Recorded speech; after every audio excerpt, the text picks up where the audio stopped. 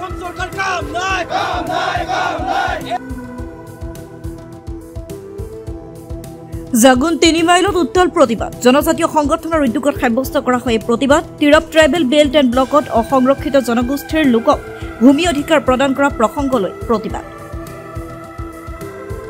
জনজাতীয় সংগঠনসমূহৰ নেতৃত্বত 3 মাইলত ৰাজপথৰ ওপৰত সাব্যস্ত কৰে প্ৰতিবাদ তিৰপ ট্ৰাইবেল বেল্ট এণ্ড ব্লকত বসবাস কৰা অসংৰক্ষিত জনগোষ্ঠীৰ লোকক ভূমি অধিকাৰ প্ৰদান কৰা হ'ব বুলি অসম চৰকাৰৰ কেবিনেটে সিদ্ধান্ত গ্ৰহণ কৰাৰ পাছত কিছুদিন পূৰ্বে জাগুনত ৰাজপথ অৱৰোধ কৰি প্ৰতিবাদ সাব্যস্ত কৰিছিল জনজাতীয় সংগঠনসমূহৰ নেতৃত্বত ৰাইজে আজি পুনৰ প্ৰতিবাদ মুখৰ হৈ পৰে তিৰপ জাগুনৰ জনজাতীয় সংগঠন আৰু ৰাইজ বিভিন্ন শ্লোগানেৰে পৰিৱেশ উত্তাল কৰি তোলে প্ৰতিবাদকাৰীসকলে প্ৰতিবাদকাৰীসকলে তিৰপ ট্ৰাইবেল বেল্ট এণ্ড ব্লকত অসংৰক্ষিত জনগোষ্ঠীৰ লোকৰ ভূমি অধিকাৰ প্ৰদান কৰা সন্দৰ্ভত অসম চৰকাৰৰ প্ৰকাশিত জাননী দাখ কৰি সাব্যস্ত কৰে প্ৰতিবাদ 24 আগষ্টত মাৰ্ঘৰিটা বিধানসভা সমষ্টিত বিশাল ৰাজহুৱা সভাত অংশগ্ৰহণৰ বাবে মুখ্যমন্ত্ৰী অহাৰ সময়ত 23 তাৰিখৰ পৰা 48 ঘণ্টীয়া মাৰ্ঘৰিটা সমজিলা বন্ধৰ ঘোষণা কৰিছে মাৰ্ঘৰিটা জিলা ট্ৰাইবেল সংঘই হয় আপোনালোক ইতিমধ্যে গম পাইছে যে তিৰপ ট্ৰাইবেল বেলটোৰ তাৰমানে ধ্বংস কৰাৰ কফিনৰ হেকৰটো গজালটো মাৰিলেই 18 তাৰিখে যিটো নটিফিকেশ্যন আউট কৰি তাৰ বিৰুদ্ধে আমি গজি উঠিছোঁ আমি 23 আৰু 24 তাৰিখে মাৰ্ঘৰিটা সমজিলা বন্ধ আমি ঘোষণা কৰিছোঁ ইতিমধ্যে আমাৰ জনজাতি অঞ্চলৰ সকলো স্তৰৰ মানুহ ৰেডি হৈ আছে মুখ্যমন্ত্ৰী ডাঙৰীয়া আহিব তেওঁ প্ৰত্যাহ্বান জনাইছোঁ তেওঁক আৰু আমাৰ যিটো ট্ৰাইবেল ইউনিটি ট্ৰাইবেল শক্তি সেইদিনাখন আমাৰ মুখ্যমন্ত্ৰী ডাঙৰীয়াই দেখি পাব বন্ধ কিন্তু সৰ্বাত্মক হ'ব আপোনালোকে চাই থাকিব আমাৰ ইয়াত যিটো জনপ্ৰতিনিধি ভাস্কৰ শৰ্মা ডাঙৰীয়াক এখেতকো আমি ধিক্কাৰ দিছোঁ যে এখেতে আজিও ইয়াত যিটো ট্ৰাইবত বসবাস কৰি থকা ইমান শান্তিৰে ট্ৰাইবত ইয়াত টাংচা হওক চিংফ হওক চেমা হওক যি ট্ৰাইবেলসকল তেওঁ শান্তি সমিতি মৰম চেনেহ বসবাস কৰি আছে এক মৰম চেনেহ এক পৰিবাৰীয়ে বসবাস কৰি আছে এই যি পৰিবাৰ বান্ধোনক এখেতে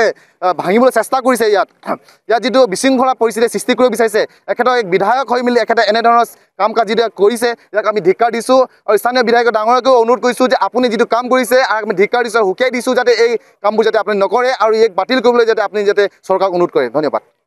জনাইছোঁ প্ৰথম কথা হ'ল যোৱা 18 তাৰিখে আমাৰ অসম চৰকাৰে কেবিনেটত সিদ্ধান্ত লৈ আমাৰ ইয়াত যিটো এটা নটিফিকেশ্যন জাৰি কৰিলে যি 6 জনগোষ্ঠীক ইয়াত প্ৰটেক্টেড ক্লাছ হিচাপে ঘোষণা কৰি আমাৰ যি সাৰ্বভৌমত্ব আমাৰ জনজাতিসকলৰ যি ঐক্য সংহতি ভাষা সংস্কৃতি গোটেই পৰম্পৰাখিনি শেষ কৰিলে মাটি বাৰী ইতিমধ্যে আনক চঞ্জাবলৈ যি সিদ্ধান্ত লৈছে এই সিদ্ধান্তক আমি সদৌ অসম ট্ৰাইবেল সংঘৰ মাৰ্ঘৰিটা জিলা সমিতিৰ তৰফৰ পৰা আমাৰ সকলো দল সংগঠনৰ হৈ তীব্ৰভাৱে গৰিহণা জনাইছোঁ ভাস্কৰ শৰ্মাই আজি ইয়াৰ পৰা যদি এটা সিদ্ধান্ত লৈ তেখেতে এইখিনি যদি আজি নকৰিলে হ'লে আমাৰ জনজাতি ৰাইজৰ মাজত ঐক্য সংহতি সকলো লগতে এটা মানে পৰম্পৰা থাকিলে হ'লে আৰু যি আমাৰ জাতি সম্প্ৰীতিৰ মাজত যি এটা পৰম্পৰা ঐক্য সংহতি বিনষ্ট কৰিছে ভাস্কৰ শৰ্মাই অনাগত দিনত কিন্তু ইয়াৰ কাৰণে এটা সমস্যা তেওঁ ভুগিব লাগিব আৰু আজি আমি সৰু অসম ট্ৰাইবেল সংঘৰ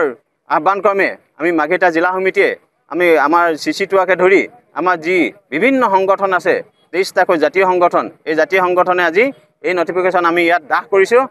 তীব্ৰভাৱে প্ৰতিবাদ কৰিছোঁ চৰকাৰে এই সিদ্ধান্ত বাতিল কৰিবই লাগিব যদি বাতিল নকৰি ইয়াতকৈ আৰু জংগী আন্দোলন হ'ব যিহেতু আমি 23 তাৰিখ আৰু 24 তাৰিখে আমি এই মাৰ্ঘৰিটা সমজিলা বন্ধ ঘোষণা কৰিছোঁ এই বন্ধ ঘোষণাৰ দিনাখন 24 তাৰিখে 10,000 আমাৰ জনজাতিৰ লোক ৰাজপথলৈ ওলাব এইটো আমি জনাই থলোঁ ইয়াত কাৰ কি ক্ষতি হয় আমি নাজানো ইয়াৰ কাৰণে আমি জগৰীয়া নহয় জগৰীয়া চৰকাৰে হ'ব লাগিব জগৰীয়া চৰকাৰে নিজে কবৰ খান্দিছে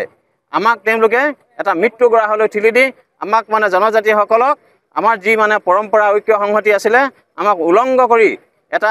মানে বেলেগ এখিনি মানুহক যি আমাৰ সংহতি তেখেতলোকে গোটাই দিব বিচাৰিছে ইয়াৰ কাৰণে আমি কিন্তু ঐক্যবদ্ধভাৱে আজি থিয় হ'বলৈ বাধ্য হৈছোঁ গতিকে অনাগত দিনত চৰকাৰে ইয়াতকৈ আৰু কঠোৰ মানে আমাৰ পৰা এটা আন্দোলনৰ মুখামুখি হ'ব লাগিব আৰু ইতিমধ্যে আমি আইনৰ প্ৰক্ৰিয়াটো কথা পাতি আছোঁ এইটো আমি সকলো ইয়াৰ তিৰাপবাসী আমাৰ জনজাতিসকলক আমি জনাই থৈছোঁ গতিকে প্ৰস্তুতি চলাই থকা হৈছে ইয়াৰ ক্ষেত্ৰতো আমি আপোনালোকক এই কথাটো জনাই থলোঁ আৰু আমি এটা কথা জনাই থওঁ আমাৰ যিসকল জনজাতি ভাই বন্ধু মাতৃ ভাই ভণ্টি বাইদেউ যিসকল আছে 24 তাৰিখে যিহেতু মুখ্যমন্ত্ৰী আলু আহিব সেই 10,000 টকাত লাগে নিজৰ সংস্কৃতি নিজৰ ভাষা নিজৰ মাটি ভৰিতলৰ মাটি যাতে বিক্ৰী নকৰিব নোৱাৰে বা যাতে তেওঁলোকে মানে এইখিনি 10,000 টকাত যাতে বিক্ৰী হৈ নাযায় সেইটো আমি তেখেতলোকক মানে এটা গোহাৰি জনাইছোঁ। তেখেতলোকে যাতে সেই এটা অনুষ্ঠানত উপস্থিত নহয় আমাৰ এই জাতীয় সংগ্ৰামখনত তেওঁলোকে মানে জড়িত হৈ সহযোগিতা আগবঢ়াবৰ কাৰণে জনাইছোঁ। আৰু যিসকলে মানে আমাৰ জনজাতিসকলৰ মৰ্যাদা ৰক্ষা নকৰে তেতিয়াহ'লে অনাগত দিনত তেওঁলোকৰ জাতিগত প্ৰমাণ পত্ৰৰ ক্ষেত্ৰত আমি কিন্তু কঠোৰ স্থিতি গ্ৰহণ কৰিম। যি স্থিতিয়ে তেওঁলোকৰ অনাগত দিনত কিবা যদি ক্ষতি হয় ইয়াৰ কাৰণে আমি জগৰীয়া নহয়। আৰু এটা কথা জনাই থওঁ, আমাৰ যিখিনি ইয়াত নেপালী সম্প্ৰদায়ৰ মানুহ আছে তেখেতলোকক ইতিমধ্যে ইয়াত ম্যাদী পট্টা দিয়া হ'ল। প্ৰথম কথা, এতিয়া কোনখিনি গোৰ্খা কোনখিনি নেপালী কোনখিনি মানুহে পাব লাগে। আজি যি 411 মানুহ আহিছিল সেই 411 মানুহৰ পৰা তেওঁলোকৰ নাতিপুতি বা তেওঁলোকৰ যিখিনি আছে এইখিনি প্ৰায় 35,000 হ'ল নে 40,000 হ'ল নে না আৰু বেলেগৰ পৰা মানুহ আহিলে। চৰকাৰে সেইটো প্ৰথম কথা এটা সিদ্ধান্ত দিয়ক যে ক'ৰ পৰা মানুহ আহিলে। 35,000 সেই 4,411 মানুহৰ পৰাই মানে তেওঁলোকৰ নাতিপুতি উৎপত্তি হৈ তেওঁলোকৰ বংশ কুটুম হৈ এই 35,000 মানুহ হ'ল নে আৰু মানে বিজয়নগৰৰ পৰা আহি আছে না অন্যান্য ক'ৰবাৰ পৰা আহি আছে। চৰকাৰে সেইটো এটা সিদ্ধান্ত দিয়ক। কিমান ইয়াত মৰাণ মটকৰ মানুহ আছে সেইটো এটা হিচাপ দিয়ক। কিমান আহোম মানুহ আছে কিমান আদিবাসী গাঁও আছে হিচাপ দিয়ক। আৰু এইখিনি আমি চৰকাৰৰ লগত এটা হিচাপ কৰিবৰ কাৰণে ইয়াৰ এটা মানে আলোচনা কৰিবৰ কাৰণে চৰকাৰক আমি বাৰম্বাৰ মানে এটা অনুৰোধ জনাই আছিলোঁ। যিটো অনুৰোধৰ কামলৈকে তেওঁলোকে ভেঙুচালি কৰি আমাক বুঢ়া আঙুলি দেখুৱাই তেওঁলোকে যি এটা মানে এই চৰকাৰী এখন নটিফিকেশ্যন উলিয়াইছে আমি এই নটিফিকেশ্যন আজি ভৰি মোহাৰি গছকি আজি আমি ইয়াত মানে দাহ কৰিছোঁ। গতিকে অনাগত দিনত ইয়াতকৈ আৰু ভয়ংকৰ পৰিস্থিতি হ'ব এইটো আমি কিন্তু আজি আপোনালোকক জনাই থলোঁ। মাৰ্ঘেৰিটাৰ পৰা সমীৰণ বৰঠাকুৰৰ ৰিপৰ্ট, এনজে মিডিয়া।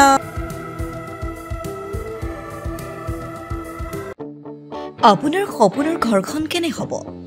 আপোনাৰ সন্তান আৰু আপোনজনৰ সৈতে কেনেদৰে কটাব আপোনাৰ আজৰি সময়? এই সকলোবোৰ সমস্যাৰ সমাধান লৈ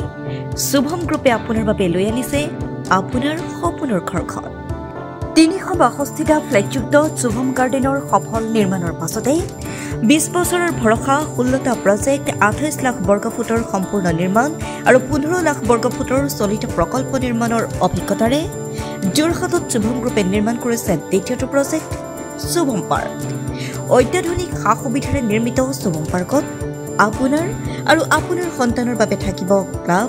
badminton court, community hall, kids play area, splash pool আৰু জিম ক্লাব। প্ৰতিটো ব্লকত থাকিব 2.5 BHK, 3 BHK, 3.5 BHK ফ্লেট। লগতে থাকিব আপোনাৰ আৰু আপোনাৰ আপোনজনৰ প্ৰাপ্তিৰ সাহী। আজিয়ে বুক কৰক আপোনাৰ সপোনৰ ঘৰখন। যোগাযোগ কৰক 6000330101 নম্বৰত। আমাৰ ঠিকনা সোণাৰীগাঁও, তৰাজান, যোৰহাট 785001। 6000ৰো অধিক বাসিন্দাৰ ভৰসা শুভম গ্ৰুপ।